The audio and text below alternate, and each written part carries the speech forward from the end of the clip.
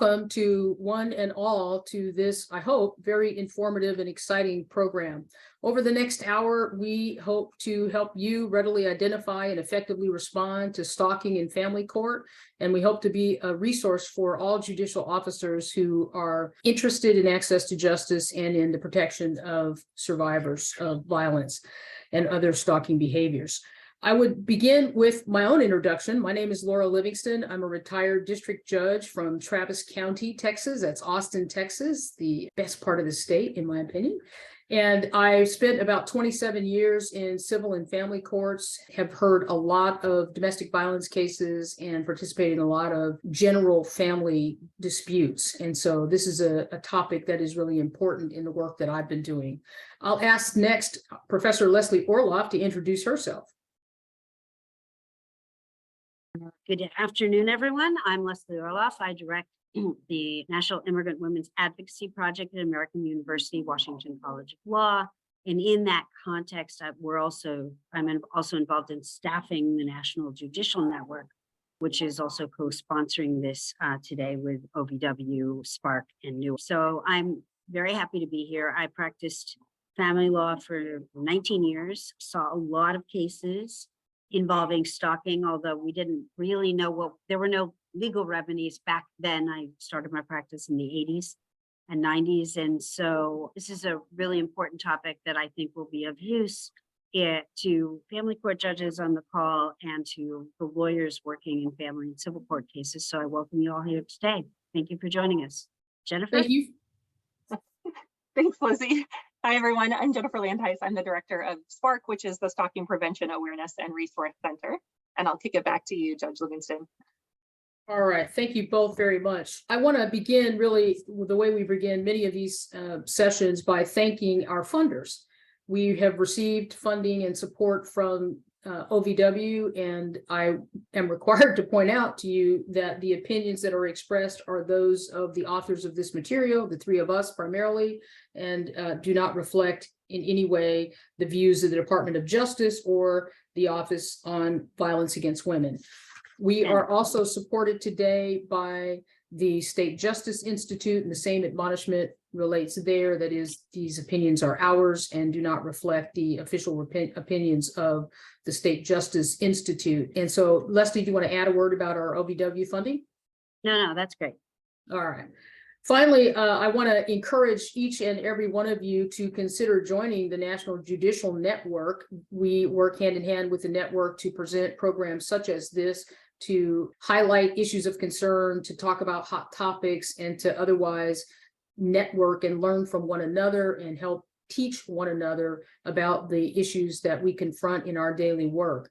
And so the National Judicial Network is an excellent way for all judicial officers to do that work. And so I would encourage you, if you know judges or judicial officers that aren't familiar with the network, please let them know about it. The information about how to join is on the screen. And if you want to follow up with any of us afterwards to get more information, please don't hesitate to do so.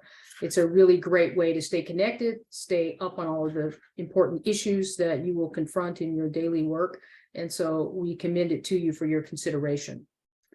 Now let's jump right into the substance of our program today, which the focus of which is on stalking. And why do we want to focus on it? For my 2 cents, I'll say that we see instances of stalking, we see behaviors of stalking in all kinds of cases, primarily in domestic violence cases, but we see them in traffic court, we see them on the criminal docket, we see them sometimes even in probate cases where family members are at odds, or someone who thinks that they're entitled to something is chasing someone else. We see it everywhere. And our goal today is to help you identify it as well, and then figure out what to do with that information. This information, the risk factors that we want to focus on, the site for that is on the screen there, but what we want you to appreciate is that victims report experiencing stalking at a significantly higher rate than the justice system actually identifies. That means we see those behaviors, but it might not be the particular focus of any particular court proceeding. Stalking frequently co-occurs with other crimes and certainly is a risk factor for homicide. And for that reason alone, it's worth our attention. I also sadly need to point out that you are vulnerable. I am vulnerable. Everyone on this panel is vulnerable, and everyone in attendance today is vulnerable to a stalker. Some of us on the panel have been stalked. And so judges, court staff, lawyers, folks that work in lawyers' offices, all of us are vulnerable to this kind of insidious behavior. And the more we're able to identify it, the better we're able to protect one another. I want to turn it over to Jennifer now to speak a little bit more about stalking awareness in her organization. Jennifer? Thanks, Judge. I just want to highlight for folks the website for Spark, which is stalkingawareness.org. And in particular, today we're going to spend time highlighting information from 2 resources that you can find on our website underneath our judicial officer resources. And those resources are a judicial guide, and which is a longer document, and then a shorter bench card that we worked with Leslie and her team to develop, and that we're really excited about the final product. And so we're going to highlight a lot of the information today, but we really want to encourage you to look at the website for additional information on those resources. We also want to call attention on Spark's website. We have a map with relevant stalking statutes, but also case law, not because we're doubting anyone's expertise on their own case law and their own state jurisdictional statutes, but because we also wanted to highlight what's going on around the rest of the United States. Some relevant case law and great information is included on that website as well. So you can check out that information if you have an additional question on anything that we're talking about today. And Jen, if I can jump in right here, the other part of it is that some of us work in jurisdictions like the DC, Maryland, Virginia area, where knowing how to find other state stalking laws and what constitutes stalking in those jurisdictions can become really important, because the stalkers unfortunately don't stay within one location or the other, or don't, so those interstate laws are, and in the immigration context, we're talking about this, and I'm going to be highlighting issues for immigrant women, so that if the stalker, the perpetrator is in one state and the victim is another, from an immigration law perspective, whose stalking laws apply under what constitutes stalking for the U visa purposes, for example, could be either state. And so having this kind of a resource is really important in proving stalking for a U visa perspective, or, particularly in the U visa context. And Leslie, you set me up perfectly, because one of the things we want to talk about today is the behavioral definition of stalking, and partly because we know we have attendees from all across the country and that the stalking statutes vary from state to state and jurisdiction to jurisdiction. But the definition that we're going to use for our own understanding and grounding today is that stalking is a pattern of behavior that's directed at a specific person that would cause a reasonable person to either fear for their safety or the safety of someone else, or suffer substantial emotional distress.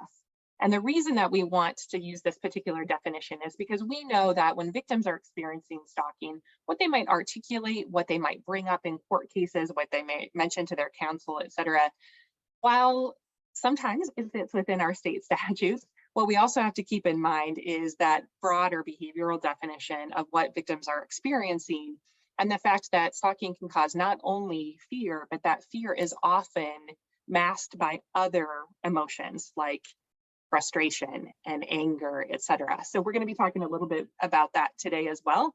But we also want folks to keep in mind that one of the things that we oftentimes see in stalking cases is that depending on the actions of the offender, that the context behind those particular actions and the context of that stalking case is really critical to getting a good understanding of the safety concerns, of the risks posed by the offender. Because oftentimes what happens in stalking cases is there might be something that is frightening to the victim, but responders like law enforcement, prosecutors, civil attorneys, judicial officers, as they are hearing those behaviors recounted to them, it might have the reaction of, that doesn't sound overly scary, or I'm not really understanding why these particular behaviors are frightening to the victim.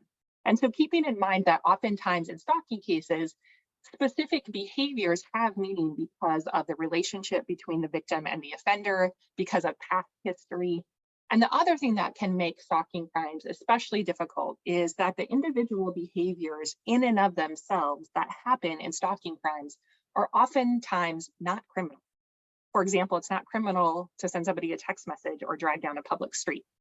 Now, it might become criminal when we look at the larger context.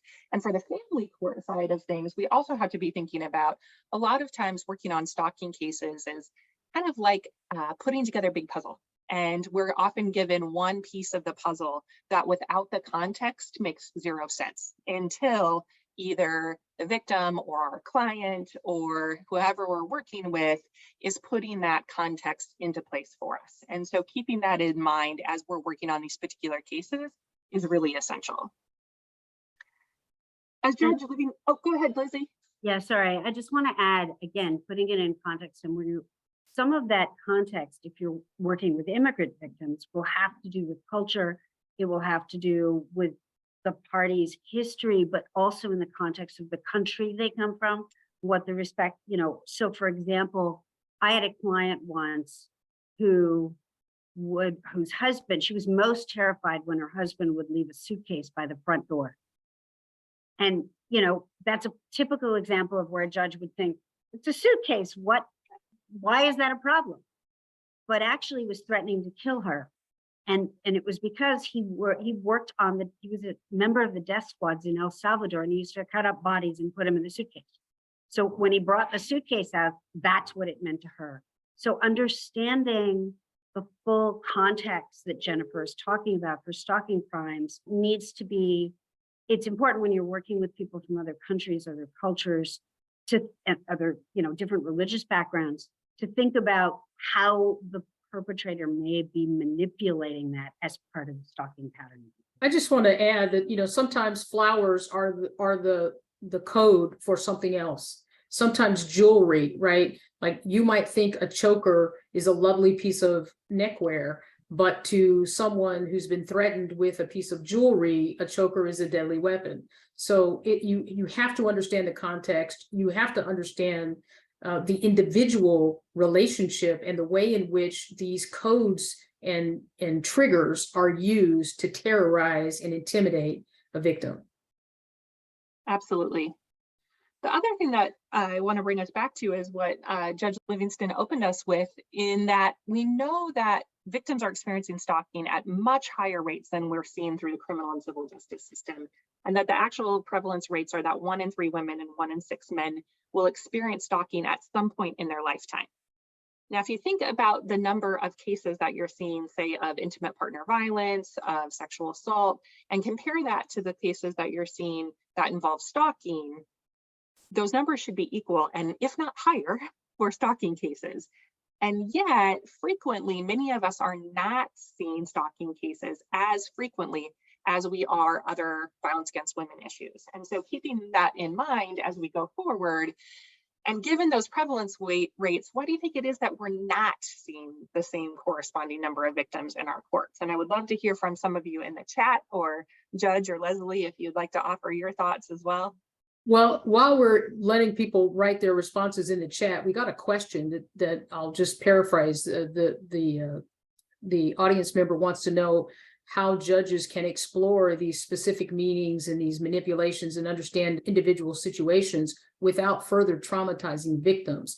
And I guess my short answer to that is that all of the work that has been done, which is sort of beyond the scope of our time today, but there's a ton of information and useful tips on trauma-informed courts. That's true for trauma-informed courts when it comes to the child welfare system and how we deal with traumatized children.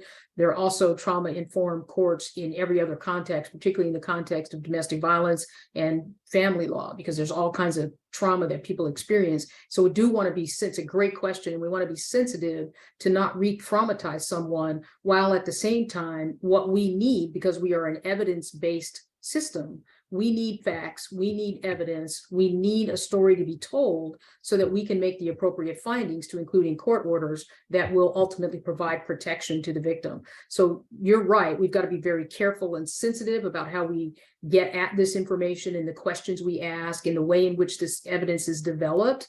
And so there are a lot of trauma-informed techniques that we can employ to make that happen. But it's a very good question. ultimately, we need the information in order to provide protection to individuals. And Judge, I would add, there was a question in the chat regarding, are there materials that we can actually use on the bench as we're looking at these particular cases? And so that judicial guide that we highlighted earlier on Spark's website, we'll bring it up for you again at the end of the presentation, as well as the judicial bench card on stalking that are available on Spark's website, are designed for you to be able to use from the bench. And they contain information about trauma and the impact of trauma on stalking victims. So we would absolutely recommend that you check out some of those things, because as many of you are identifying in the chat, there's lots of reasons why victims don't come forward. And Lizzie, I can tell you would like to add something as well. Oh, yeah, I just wanted to jump in to say that we also created, out of the slides that we're using today, a 2-pager, which is essentially a checklist of the kinds of behaviors that you as judges could document in your orders. So you may document, maybe what was the beginning of the pattern of what later became stalking in your court orders, because you have this checklist, you saw it in your case, and you might not have made the findings, but if you make the findings and the case comes back before another judge or comes back before you later on, that is another way to connect the dots. So documenting all of those. And we have that tool, which is a 2-pager for you that you can use on the bench, and family lawyers can use it as well. Well, and we're looking for patterns sometimes, right? I mean, if you continue to see a pattern of behavior, it becomes less convincing that it's benign behavior. And so this documentation that you make in the court file and the findings that you make in court orders really are beneficial to help establish the kind of pattern that goes a long way to convincing a court that what we're looking at here really is a pattern of behavior that fits with the definition of stalking and is not at all benign behavior. Right.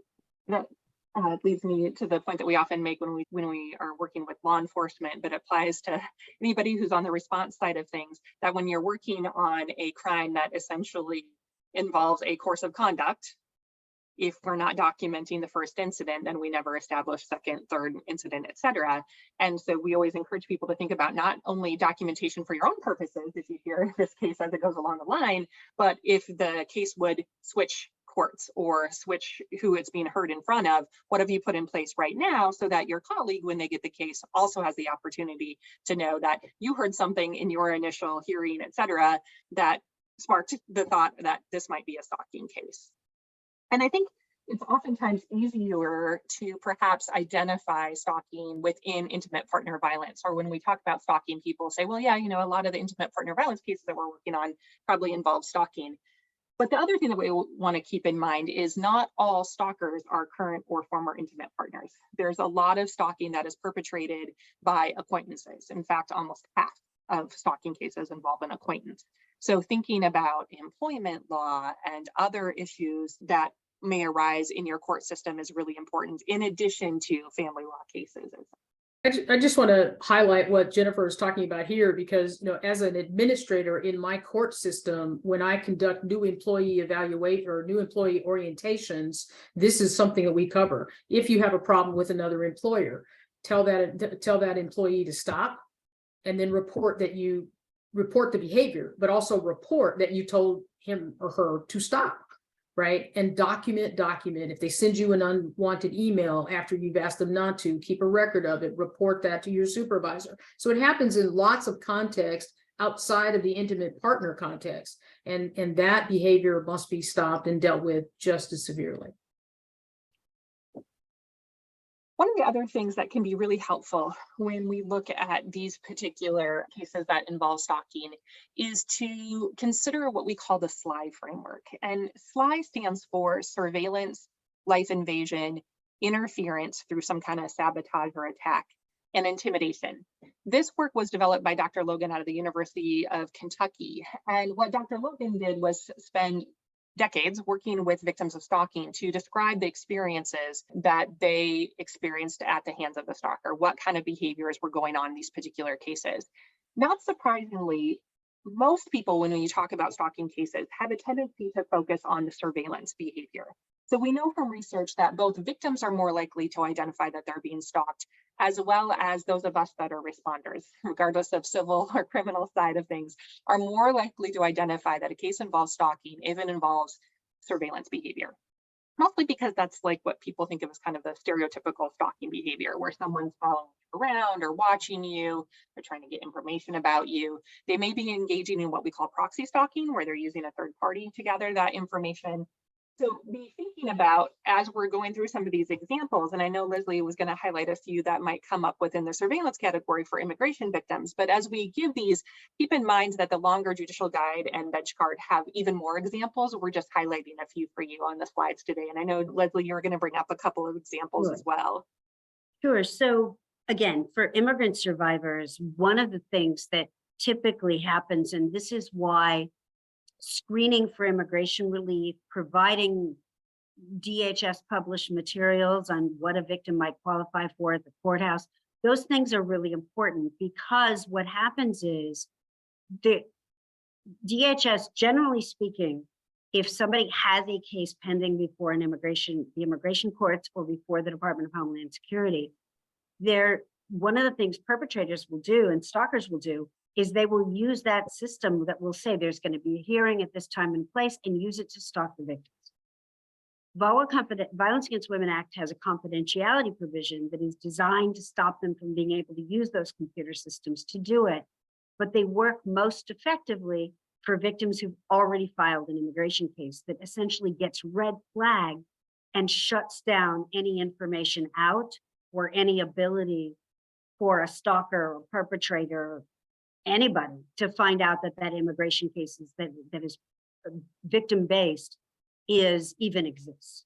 But stalkers of immigrant women will use that. They will also use other family members and things like that in the same way that other people might use third parties, but when you're talking about people who are isolated and maybe less familiar or have less of a support system in this country, that kind of picking away or using those people as intermediaries is one of the things that we see happening. Absolutely. The other thing that we know from research is that when you ask somebody who is experiencing stalking behavior if they're being stalked, most of the time they're going to say no, because many people have, again, that stereotypical surveillance belief about what stalking is, regardless of what they're experiencing. And so what the research actually will tell us is when we're asking specific questions about the behaviors, so things about life invasion, like is somebody invading property? One of the things to keep in mind is a lot of property crime cases are actually stalking cases, but they come in as the slashed tires or the graffiti or the missing things from someone's house or the unwanted contact at a public place.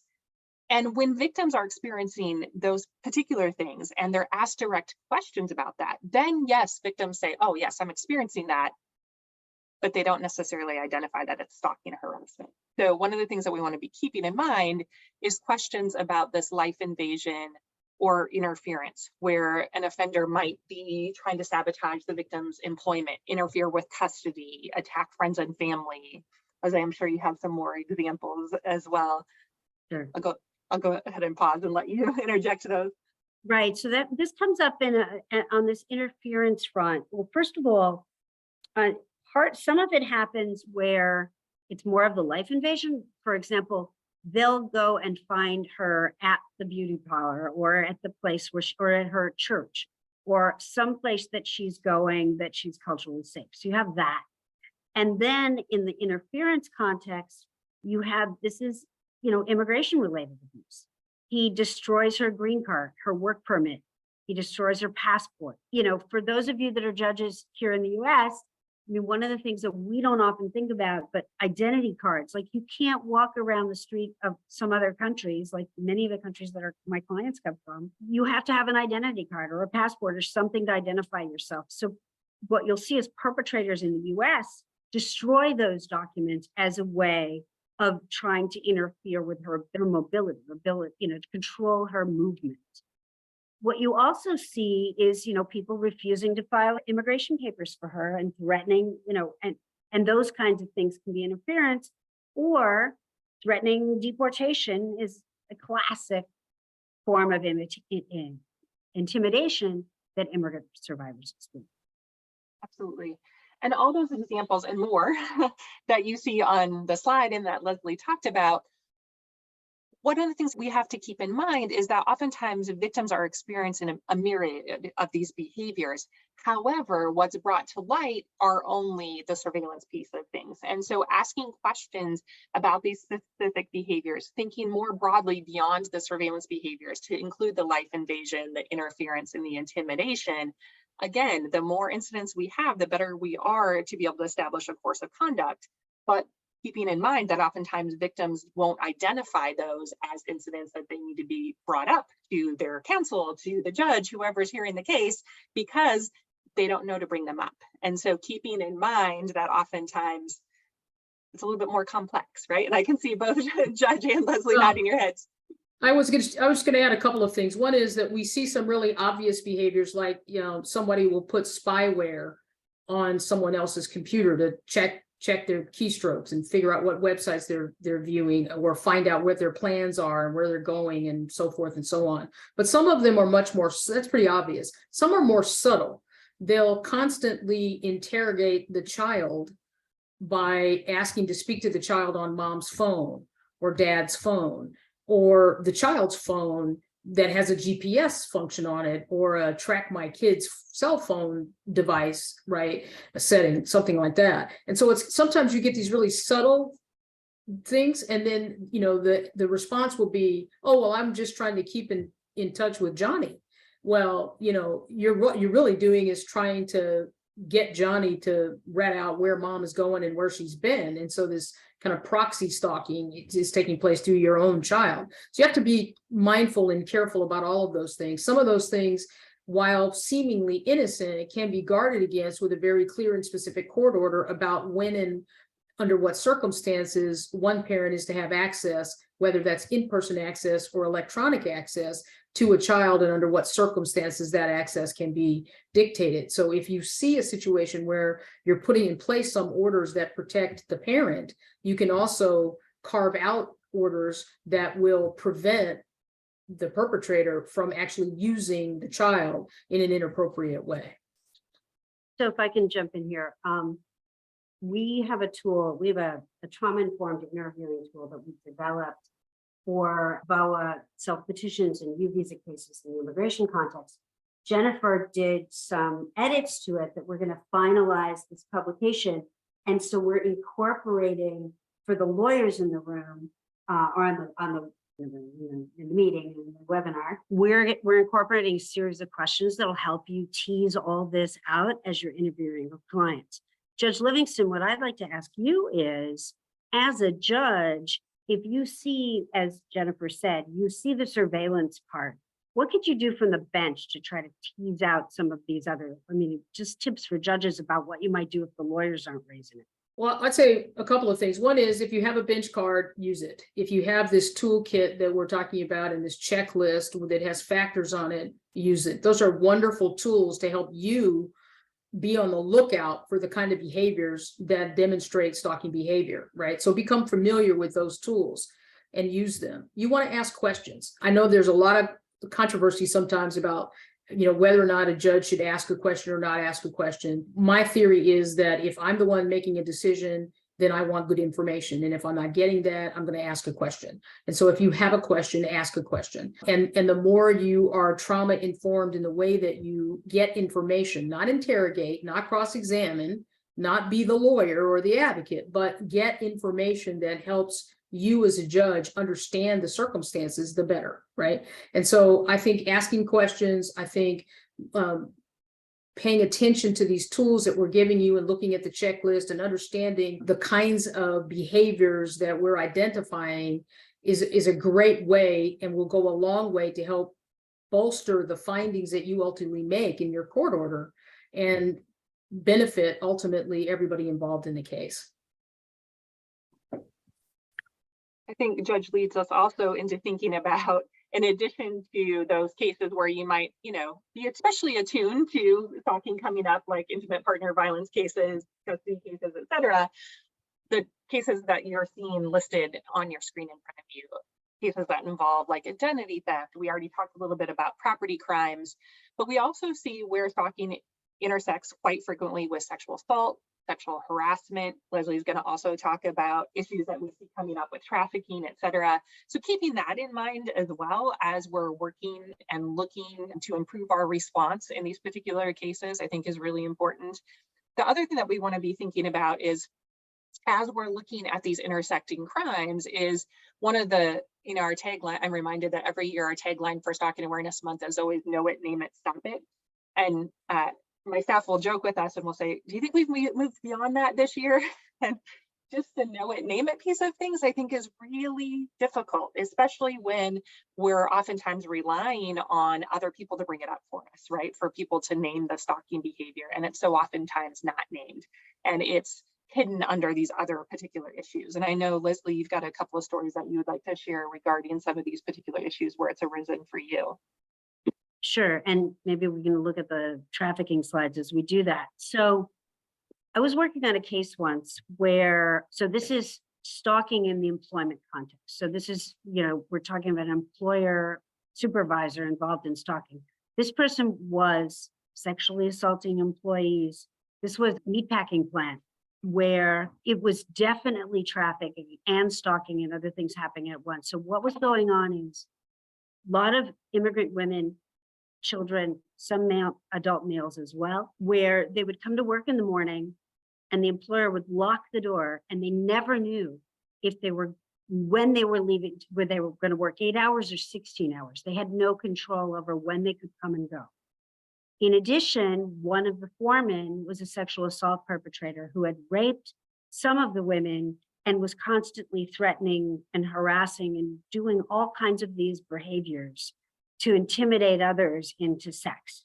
That was part of what was going on. There was also physical assaults, but what was happening is in the day that people would get their paychecks, he would follow them home, different employees at different times. And so there was stalking behavior going on all at the same time in the workplace. And when you look at how, and it turns out that this was a human trafficking case. There was both labor and sex trafficking, and they were monitoring the employees. They were monitoring the victim to identify. They were recruiting them out of the same town in Guatemala. They were leveraging the information to sexually exploit and blackmail the victims. They were labor trafficking, like stealing parts of their wages, trying to trick them. The stalking partly was to get them to hand over some of their wages to buy this or that or the other. I mean, it was all of this stuff happening, monitoring them, making them feel more vulnerable, and we're doing all, so there was all this surveillance. There was also, I worked on another case of farm worker women who were being sexually harassed at work. And in that situation, they were threatening to essentially out the sexual assault to their husbands.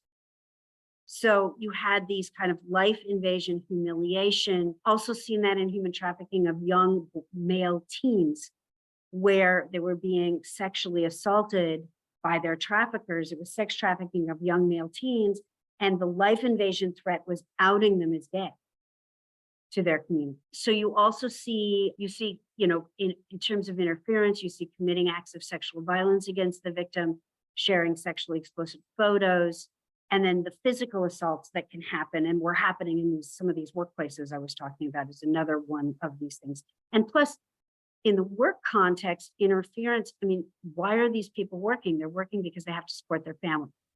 And if they're experiencing these behaviors at work, that interference means they can't bring home money they need to feed their families.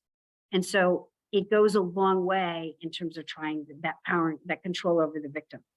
And then also with traffickers, and a lot of this to those of us that grew up in the domestic violence movement, it sounds pretty familiar. Some of the coercive controlling behaviors that traffickers use are very similar to what we see in domestic violence. You might see in the intimidation, they might be intimidating the person directly, physical or sexual violence, etc. So I'll turn it back over to Jen. Thanks, Leslie.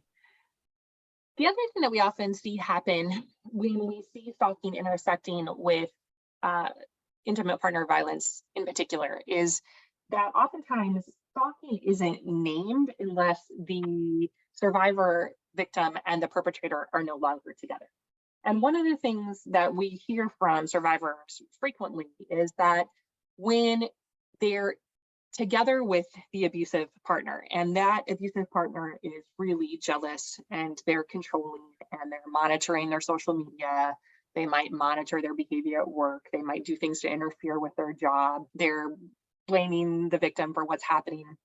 When those behaviors are happening, as Leslie said, for those of us that grew up in the domestic violence world, we oftentimes are very quick to label that as part of the dynamics that happen in an intimate partner or domestic violence case. What we need to also be thinking about is that same behavior where the offender is monitoring and jealous and controlling, etc., is oftentimes stalking behavior. But very rarely is it named as stalking unless the victim and the perpetrator are no longer together. But it's stalking even if they are together. There's not statutes that say stalking can only happen when the victim and the offender are no longer in an intimate partner situation. And so some of you might be thinking, well, does it really matter whether it's labeled as stalking, whether we make findings about stalking as opposed to intimate partner violence? We would say, yes, both are important because we know that those intimate partner stalkers are some of our most dangerous. Those offenders who are committing both domestic violence and stalking are those individuals who are much more likely to escalate really quickly. They're more likely to use weapons. And these are the offenders who are not going to stop. No matter what the court order says, no matter what we've said to them, they're not going to stop their behavior because they feel a sense of entitlement to do so.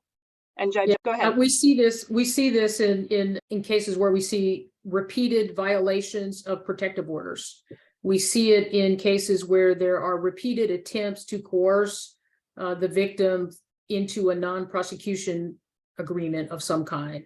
We see it in repeated attempts to reconcile, or at least to pretend to want to reconcile, so that charges will be dropped, orders will be lifted, or modified in some way to make them toothless, and so on. And the more they don't get their way, the more likely the escalation and the more likely the use of weapons, the reoffense, and the more they escalate the behaviors, but also the intensity of the behaviors escalates. So we get more of them, but also more dangerous behaviors that are witnessed and experienced. And that's really problematic.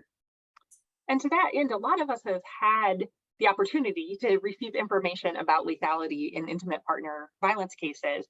And one of the things we want to highlight for you is to keep in mind that in 85% of attempted and 76% of completed intimate partner femicides, where a male has murdered their female intimate partner, there has been an episode of stalking within the year prior to the attack. Whether it was named as stalking, charged as stalking, brought up as stalking, oftentimes not. And so keeping in mind that actually when you look at the top 10 lethality factors in intimate partner violence, stalking is number 8, meaning that if a perpetrator is committing both domestic violence and stalking, that victim is in 3 times greater danger of being killed by that offender than if there was just intimate partner violence alone. But going back to the fact that oftentimes that stalking behavior isn't specifically named, nor are we specifically addressing it, we miss that opportunity to bring it up or highlight it as a risk factor in our orders, in our safety planning with victims, etc. And I can see both. Yeah, go ahead, Leslie. Sorry, what I wanted to say is I can't emphasize how important it is that when you think again about immigrant survivors in particular, one of the reasons when we defined what is domestic violence under immigration law, we made it battering and extreme cruelty. And we included extreme cruelty partially because we understood that there were all these behaviors that make up stalking and that are very much like stalking, that were part of stalking, that were happening, that were predicting escalation, and that we wanted there to be an intervention. One of the immigration remedies to be able to come in and intervene sooner rather than waiting for it to escalate. And so stalking, like extreme cruelty, is something that judges aren't necessarily used to make findings about, but what we're trying to encourage you to do here is make those findings. make the findings of the pieces of the evidence, the things that can make up the patterns and can help you and the judge in that case and judges in future case recognize the patterns, because people weren't waiting for the first slap or the first hit for those things to happen. Let me just add that even if you don't feel comfortable reaching the conclusion that this constitutes stalking behavior, what you can do and what would be most helpful is to describe the behavior you are seeing. If you have evidence of X, include X, even if you don't ultimately say, well, I saw X, I saw Y, therefore X and Y equals stalking. You can just say, I saw X, I saw Y, so that when the next judge comes, or when they reoffend, or when they violate the protective order, you can say, wait, there is here a pattern, right? Because we saw X the first time, now we're seeing it again. Saw Y the first time, and now we're seeing Z, double A, double B, and double C, and oh boy, now I think we can reach this conclusion. So even if you don't feel like you have enough to get to that conclusion in the first instance, documenting what you're actually seeing and making a note of the actual behaviors you have evidence of is going to be really helpful down the road. I think we've sort of covered that next slide, Jennifer, which we sort of been over. Maybe we should, in the interest of time, move on to the next one. Absolutely. So one of the things that we also want to explore is the impact that the stalking is having on victims. And we know that one of the greatest fears of individuals who are experiencing stalking is that they aren't sure what's going to happen, not knowing where the offender is going to show up, what they're capable of doing, is my technology even safe? Oftentimes results in a very heightened state of hypervigilance on the behalf of the survivor or the victim. And what happens many times is people who are trying to ruin victims' credibility or make them look less so will oftentimes label that hypervigilance as paranoia. And they'll say things like, well, does it really have to do with the stalking? And one of the things that we have to keep in mind is that as victims and survivors are changing their behaviors as a result of the stalking, many times they're doing so because they're afraid of the unknown. And one of the things we want to keep in mind is that oftentimes you may have someone, because of, as Leslie mentioned, cultural background, the way they were raised, the fact that they're a male victim, they won't articulate that what they're feeling is fear. And one of the things that can oftentimes illustrate that emotional distress or fear component are the changes that people have made in their life as a result of the stalking. So understanding what changes have happened in victims' lives, like relocating, they're not eating, they're not sleeping, they're changing their phone number, etc. All of those things highlight that there has been something happening in this particular instance that victims are fearful of or are experiencing emotional distress.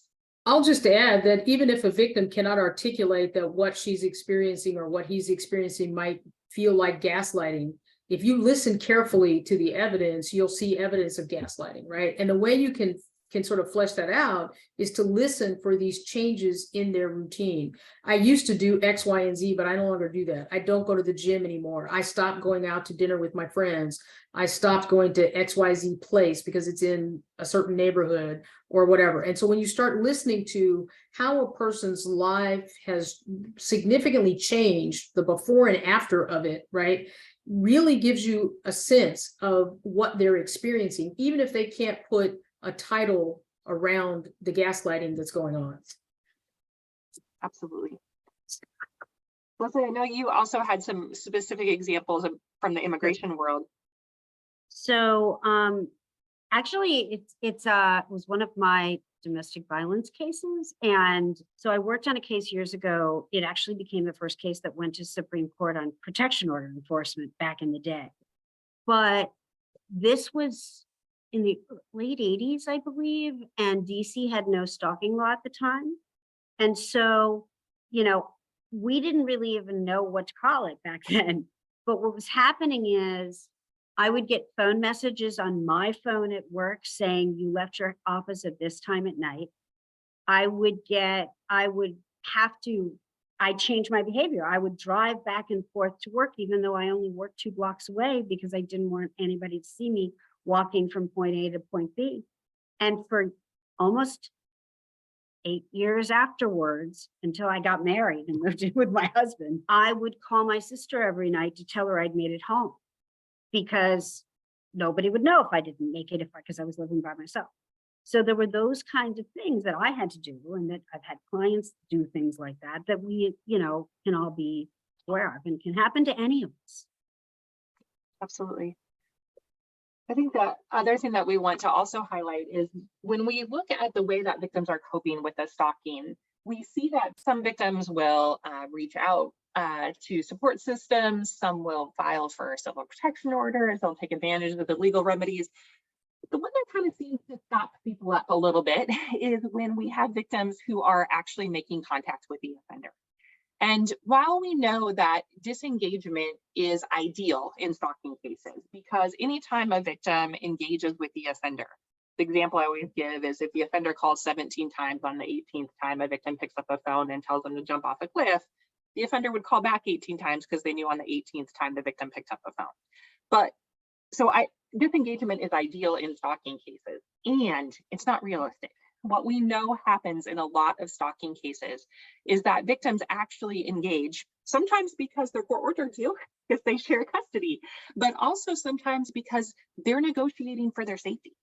And think about it this way, if you're listening or hearing about an instance and somebody says, this person has been bothering me daily and they're constantly disrupting my life, etc., but I haven't heard from them in 3 days. None of us think, oh goodness, okay, that means the case is probably over and the victim's completely safe. What most of us are usually thinking is, uh-oh, what's that person planning? When's the other shoe going to drop, etc. And many victims will actually make contact with the offender to try to find out that information. They're doing a temperature check. They're negotiating for their safety. And that's one of the things that we need to keep in mind. And I think we've made some great advancements in understanding those dynamics when they're in play in domestic violence cases. But sometimes we forget that those same dynamics, regardless of the relationship, are in play in stalking cases when we have somebody who's concerned for their safety. Speaking of safety, one of the things we also want to highlight for you, and that's highlighted in those judicial guides and bench cards, is this particular assessment. And it's called the SHARP assessment, and it stands for Stalking, Harassment, and Risk Profile. And what it does is, it was developed by the same researcher that developed the SLY framework. And what it does is assess risk in stalking cases by highlighting 14 risk factors in stalking cases. Now, that said, we also want to call attention to the fact that victims are always better assessors of their situation than any type of tool that exists out there. But the SHARP assessment, and what research has shown us, is that SHARP essentially highlights 14 risk factors in stalking cases. And you can find more information online at coercivecontrol.org, because it's an online assessment that can be used to give safety planning instructions and narrative reports, et cetera. So oftentimes victim advocates, et cetera, will be working with SHARP to provide information. And SHARP highlights the 14 factors in risk factors in stalking cases. And we kind of lump them into 4 different categories, including the big picture. So it looks at the SLY framework, the course of conduct that's been happening in that particular case. It also looks to see if there's been an escalation or a potential trigger, what the nature and context of the threats by the offender are, and what's the offender's capability of following through with those threats. We also look to see how persistent has the offender been, despite our court orders, despite being told by the victim to stay away. What's their motive, and are they engaging in proxy stalking? Are they using that third party? Do they have a history of abuse towards the victim, towards other previous partners? Are they, or do they have access to guns or weapons or training on that? And it also looks at criminal history, mental health history, and substance abuse history as a risk factor, as well as what's the impact on the victim's life. Is the offender using technology, and how vulnerable is our victim? Do they live or work near each other? Do they share custody in common, etc.? And go ahead, Judge. Well, I was just going to add that, I'm frequently hearing excuses. Well, I did what I did in that other situation because of X, and I did what I did in this situation because of Y. There's lots of excuses. And for me, the more explanation I get and the more excuses I hear suggest that that I should be worried about this. To me, that's a risk factor because they're starting, if it's obvious why you might have done X, Y, or Z, right, then I'm not going to worry about that.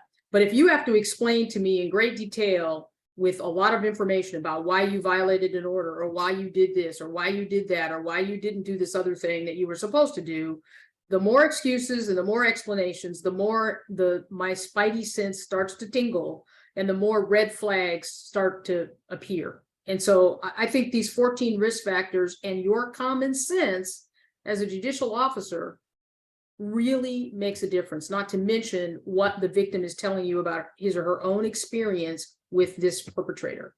All really important risk factors. And this is a very useful tool. I would recommend it to you. Thanks, Judge. The other thing that we also want to highlight, and that's highlighted a little bit when we talk about the 14 risk factors, is to also think comprehensively about the stalker. What are they capable of? What's their history?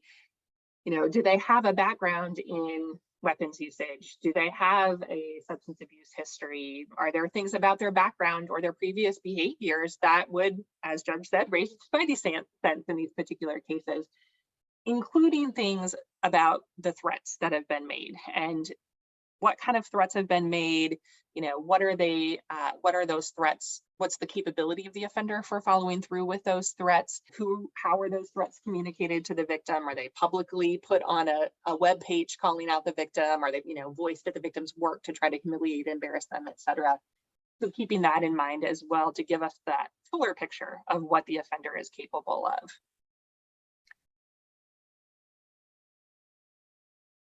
So Before we move on, let me just go back to that one slide just briefly, if we might. I think judicial officers are in a really great vantage point, right, to see kind of these patterns develop, partly because you've been making findings or your colleagues have been making findings that are available to you.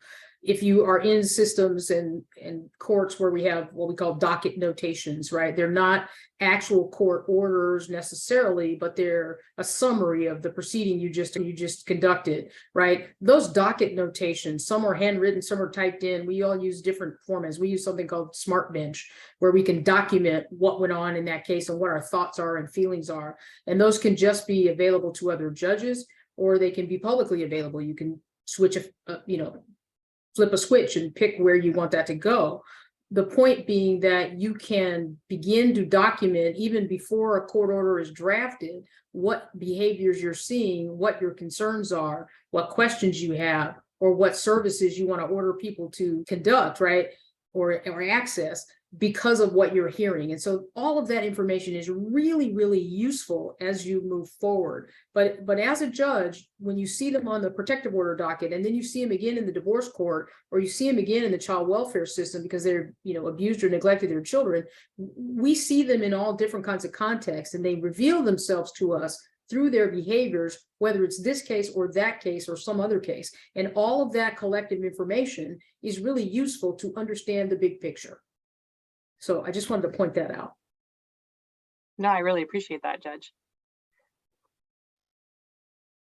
So this is the checklist. So again, the 14 points you just saw, the slides, the slides that Jennifer showed you a little bit earlier about the ways in which a victim is changing her life or his life because of the stalking. All of those things we've put together in a checklist for you that you can use together with the bench card and the resources. And again, for the family lawyers, these are things you should look at to try to tease out of your case, to both when you're doing safety planning with your clients, but also when you're trying to put your case together so that Judge Livingston or the next judge, the judge on your case, will have more to work with to make the findings. And again, whether the findings that document the stalking behaviors that could contribute to the decision-making that the judge is going to make in that case, whether or not they actually have to or actually find or say in their orders the word stalk. I think it's a very useful tool, and I would encourage you to download the information and print it out if necessary so you can have a ready reference. You're not going to go look for the slides of this presentation and say, oh, I remember 6 months ago they were talking about X, Y, and Z, right? So make a copy of that bench card, look at those factors, and keep them handy in your bookshelf on your bench or in a bench card, folder someplace nearby, so that when you're hearing that kind of case, you can go quickly to the information and say, here's my checklist, here's what I'm looking for, here's what I think will be useful, and you can begin to refresh your memory with this very useful tool. Great. Leslie, are there things that you want to highlight to close us out? That hour went by really fast for me. I don't know about anybody else, but Yeah, definitely. No, I would just say that all of this information, and to the judges on the line, many things in the orders can be super important. They're important, to future court cases. They're important in tracking stalking, but they're also important because we have this battering or extreme cruelty standard under immigration law. And one of the things you should know is that when immigrant victims learn about immigration relief and begin to seek help, and particularly when they get to the point where they get work authorization, which happens 3 months to 5 years after they file, depending on the court case or the type of immigration case, what's really important is we really begin to see their lives shift, and they begin to improve their stability, their options for themselves and their children improve, including how they address the stalking they might have suffered, and how, the tools they have to move forward in their life and engage and help them and their children thrive. So we're doing stalking and immigration together because documenting these behaviors is super helpful to support the immigration case and to support what's happening in family court proceedings. And then the last word I want to say is we will have this webinar together with all kinds of materials we have for judges on a wide range of issues around immigrant crime victims, immigrant victims of stalking, immigrant victims of trafficking, and trafficking generally, all available in our web library. And, we're here for technical assistance. So we do judge to judge technical assistance, lawyer to lawyer technical assistance as well. So I'll stop there. I think Brianne is going to close us out. Okay. Thank you so much. Yeah. And I want to thank NCJ, FCJ, and Brianne for hosting this, Judge Livingston and Jennifer for presenting. We are here. If you have questions, I'm sure you'll have as you begin to see these things now that you've participated in this webinar. If you have questions, Jennifer is available and her team to answer them. We have a team of judges at National Judicial Network who are willing to offer you support as well. And want to also commend you to look at the stalking awareness website. So thank you so much for joining us.